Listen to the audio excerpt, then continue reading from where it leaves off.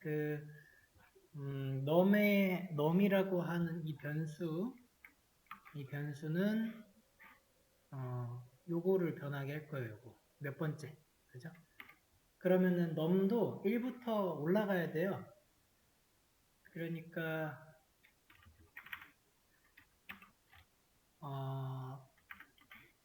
초기 값이 뭐 j라고 적읍시다. j를 1부터 했을 때 y라고 이 num이 어디까지 가야 되는 거라고 하면 j죠. j가 num까지 가는 거예요. 이렇게 해야지 일단은 몇 번째라고 하는 것을 만들 수 있겠죠. 이렇게 이제 차근히 좀 뭐랄까 작은 조각조각부터 시작해가지고 우리가 맞춰 나가는 방식으로 코드를 짜게 됩니다. 그러면 일단은 여기다가 이제 프린트를 넣어야 된다는 거죠. 이렇게. 그러면은 이제 몇 번째 구구단 출력을 할 수 있을 것 같아요. 만약에 여기 이제 3이 지금 여기 지금 3처럼 3이 이렇게 해서 들어오잖아요. 그럼 얘가 3이 되죠. 그럼 이렇게 넣었을 때 1부터 3까지가 잘 되고 num이 자 그러고 난 다음에 지금 여기에다가 지금 num이라고 하는 걸 우리가 주는 함수죠. 근데 여기다가 num을 주면 어떻게 돼요? num이 몇이죠? 지금 3이잖아요. 그러면 우리가 하고 싶은 건 첫 번째, 두 번째, 세 번째 이렇게 나오고 싶은데 우리가 지금 이곳 여기 몇 번째 준 요 값이 지금 num이네요. num을 주면 3만 들어갈 건데 그게 좀 익히시나요? 그래서 여기다가 num을 주면 안 돼요. 여기다가는 j를 줘야 돼요. 그렇죠? j를 줘야지 첫 번째, 두 번째, 세 번째가 나올 거고 그 다음에 우리가 출력하고 싶은 걸 보니까 첫 번째 구구단 쭉 그리고 두 번째 구구단 쭉 세 번째 이렇게 해서 그 첫 번째 하고 난 다음에 여기에 구구단이 이렇게 와야 되잖아요. 그러니까 코드가 이 while문 안에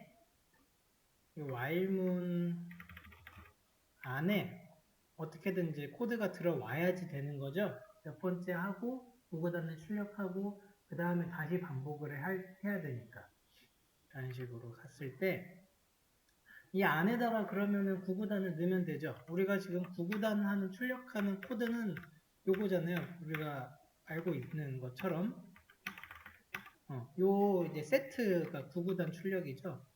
그래서 구구단 출력을 이 while문 안에다가 종속시켜 가지고 주는 거죠. 들여쓰기 잘 보시면 그죠? 그래서 이만큼은 얘는 이제 구구단 출력하는 코드고 얘는 몇 번째를 출력해주는 코드로 된 거죠. 그렇게 하면 되는지 한번 볼까요? 지금 무한으로 지금 돌고 있어요. 여기 지금 이렇게 보실 때 무한이잖아요. 무한이면 빨리 꺼주기로 했죠? 꺼주셔야 돼.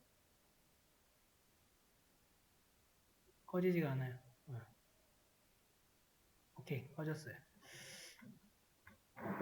그래서 지금 뭔가 문제가 생겼고 다시 출력한 걸 다시 분석을 해보면 지금 첫 번째 구구단이라고 해가지고 1만 계속 나오고 있네요. 반복이. 어디를 잘못했는지 보죠. 첫 번째 여기서 저희가 지금 여기서 첫 번째를 계속 하고 싶었는데 반복이 계속 됐네요. J의 보폭을 안 줬네요. 잘 보시면 J의 보폭을 줘야지 J가 이렇게 넘어가서 넘까지 가는데 J의 보폭을 안 줬어요. 그러니까 여기 while문 끝에 J가 1 올라가는 이 보폭을 줘야 돼요. 네, 그러면 우리가 원하던 그런 처음 숫자에는 몇 번째 횟수 그리고 그 단은 몇 단 출력하는 걸 완성을 했어요. 그래서 함수를 호출할 때 한번 네 번째까지 7단을 호출하는 거를 해보면 이제 잘 나오죠. 네. 함수를 잘 만들어 놓고 우리가 함수의 인재를 어떻게 주는 거 조절을 했어요.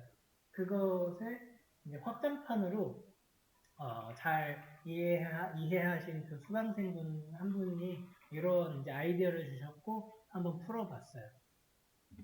어려워요, 그거는. 그래서 제가 이거의 정답은 그 저번 수업 시간 메모에도 적어놨는데 여기도 그냥 남겨놓을게요. 이렇게. 그거 나중에 한번 보세요.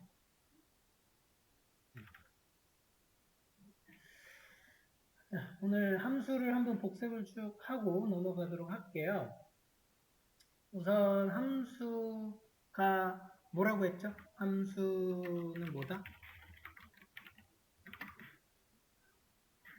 자주 사용되는 코드를 별도로 격리시킨 것. 이 정도로 했었죠. 저번 수업 시간에 있는 메모가 있으니까 좀 겹치지 않게 좀 보면서 할까요?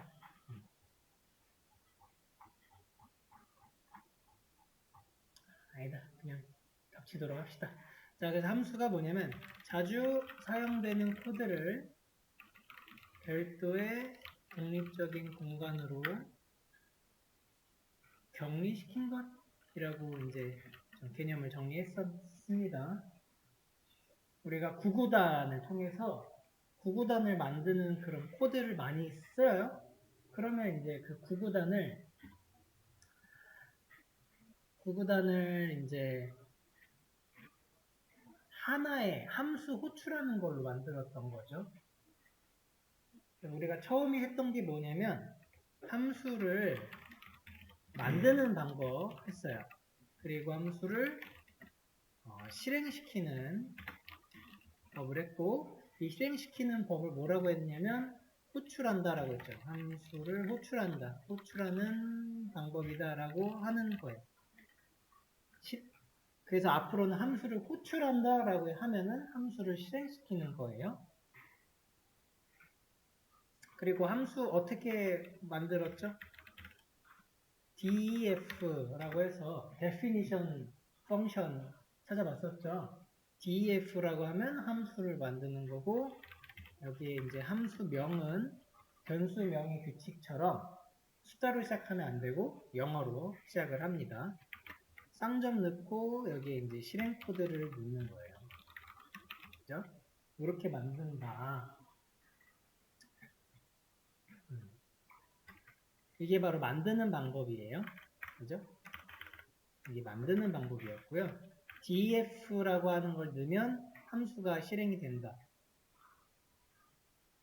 def라고 하는 거는 파이썬의 약속이에요. 그래서 우리가 변수로 막 def는 1 막 이런 거 못 쓴다고 했었죠. 왜냐하면 def라는 건 이미 파이썬에서 이거는 함수를 호출할 때 쓰는 약속이야. def를 쓰면 이건 함수야 라고 하기 때문에 이거 변수로 사용하지 못해요. 우리가 변수할 때 예하고 이런 거 사용할 수 없다고 한 그거 내용이에요. def는 함수 사용이 안 된다. 변수 사용이 안 된다 하는 이런 부분까지 있었습니다. 자, 함수를 실행시키는 방법은 뭐였죠? 함수명에다가 괄호를 붙이면 이게 바로 함수를 호출하는 방법이에요. 예시로 해보도록 하죠.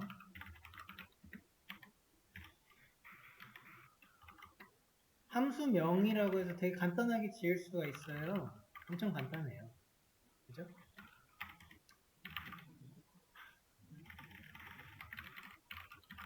자, 요게 이제 함수 실행하는, 만드는 방법을 간단하게 해봤어요. A라고 하는 함수를 만든 거예요. A. 함수명이 A인 거예요. 이 함수명은 우리가 만드는 거예요. 우리가 이제 그 함수명은 다 직접 거의 짓습니다. 이렇게 하면 만들어지는 위에 만드는 똑같고 그러면은 이제 호출한다 라고 했을 때는 A 바로 이렇게 하면 호출이 돼요. 실행을 하면 이런 것들 때문에 오류가 날 거니까 그것들은 다 주석 처리를 할 거고 실행을 했을 때 여기 함수 실행이라고 해서 그 잘 나왔고, 이게 뭐가 된 거냐? A라고 하는 함수를 우리가 만들었죠? 여기서 이제 만든 거예요. 그런 다음에 이거는 실행한 거죠? 호출했다. 호출했더니, 이 함수의 실행 코드 있죠? 요게 프린트가 실행이 잘 되는 것을 볼 수가 있어요. 요게 함수였어요. 그래서 요 위에 금방 문제 풀 때도 지금 안에 이제 뭐가 있긴 하지만 형태를 다 보시면은 딱 그렇게 형태가 형성이 돼 있죠. def 있고 함수명 괄호. 이제 요거는 좀 방금 배울게요. 그리고 호출하는 거는 요 함수명 그대로 쓰는 거예요. 함수명 그대로 썼고 괄호에 쓰는 거. 이게 어떤 틀이에요. 그 다음에 매개 변수.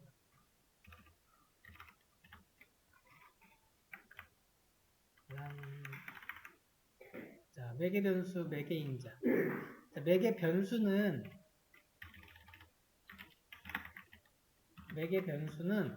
함수의 데이터 투입구예요. 인자는 함수에 투입되는 데이터를 의미를 해요. 약간 달라요.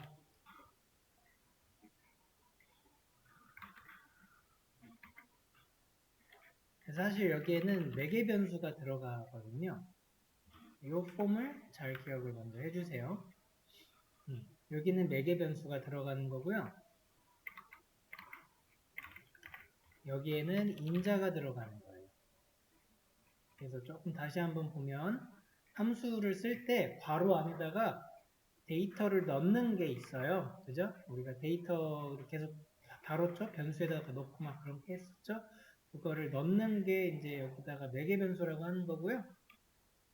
넣을 때는 이걸 인자라고 하죠. 이거를 넣는 거에 그 데이터를 지칭하는 건 인자예요.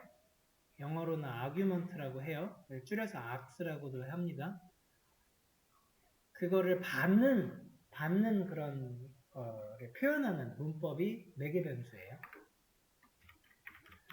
방금 전에 작성했던 A 함수에다가 B 함수라고 하죠. B 함수에다가 매개 변수를 2개를 받을 거예요. 그러면은 이런 식으로 이것도 변수예요. 매개 변수도. 그래서 변수처럼 넣으면 되고 3점 찍고 프린트 A랑 그 다음에 B를 이렇게 해보도록 하죠. 그리고 인자라고 했죠. 인자는 데이터를 준다고 하는 거였죠. 그래서 B에다가 2랑 3이라고 하는 데이터를 주는 이런 식으로 만들어지는 거예요. 이게 함수에다가 데이터를 주고 함수 안에서 데이터를 활용할 수 있는 걸 얘기를 합니다. 요거를 또 실행을 해보게 되면 AA라고 해서 좀 헷갈릴 수가 있네요.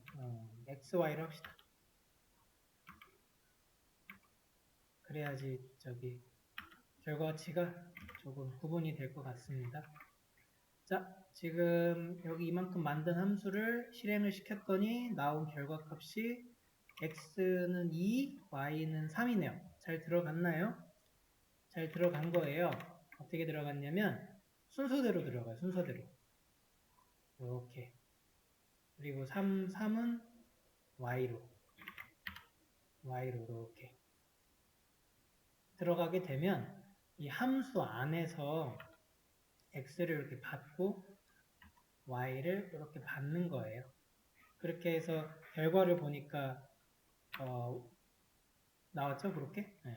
그런 식으로 이제 진행이 됩니다. 이게 바로 매개 변수 그리고 함수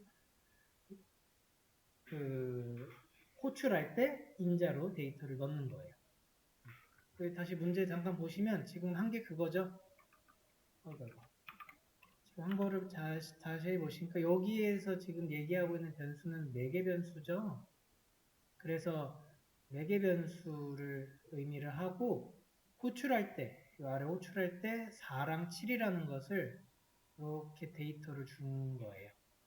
그거를 이 함수 안에서 엄청나게 활용을 했죠. 잘 넘이랑 단이랑 이게 이론적인 것이었고 저번에 이제 이거에 대해서 연습을 충분히 많이 했습니다.